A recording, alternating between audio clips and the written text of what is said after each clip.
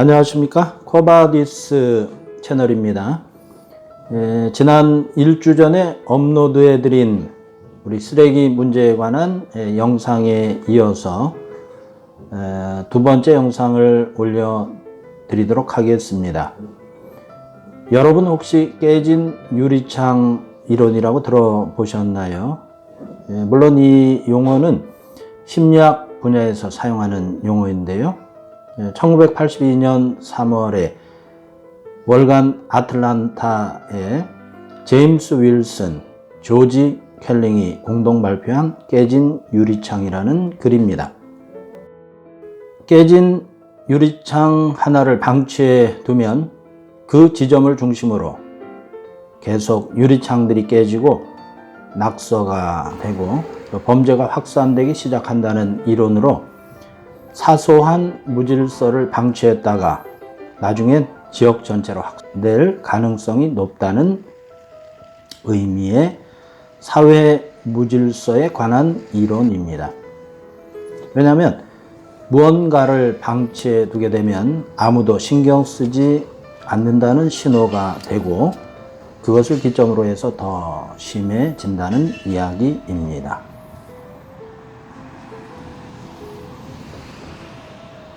이상하게도 사람들 심리가 쓰레기 버리는 상황에 적용을 해보게 되면 어느 한 곳에 쓰레기를 버리게 되면 비슷한 쓰레기들을 버리게 되죠. 문제는 어느 한계선, 임계점을 넘지 않도록 해야 되는 것인데요. 제가 살고 있는 지역 반경 1km 안에서 지난 일주일간 두 곳의 쓰레기 더미의 방화 사건이 일어났습니다. 물론 소방차가 급하게 출동했고요. 이 방화로 인해서 가로수가 화상을 입고 또 가로등과 버스 정류장이 아직도 화재 잔해가 남아 있습니다.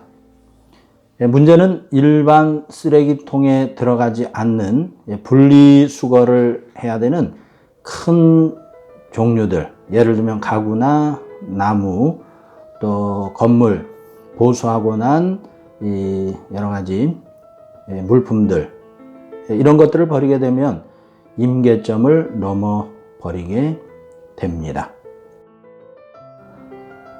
로봇 시스템으로 되어 있는 차량이 정기적으로 수거를 해가기 때문에 쓰레기통에만 넣어주게 되면 문제가 없는데 계속 바깥쪽에 버리다 보니까 사람들이 그냥 손쉽게 바깥에 버리는 문제가 생기게 됩니다.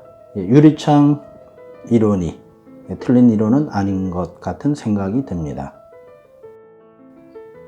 그럼 근본적인 이유에 대해서 잠깐 살펴봐야 되겠는데요. 로마 근교에 약 240헥타르, 72만 평 규모의 디스카리카 디 말라그로타, 이 말라그로타 쓰레기 매립장이 있습니다. 72만 평이니까 유럽에서 가장 큰 규모고요.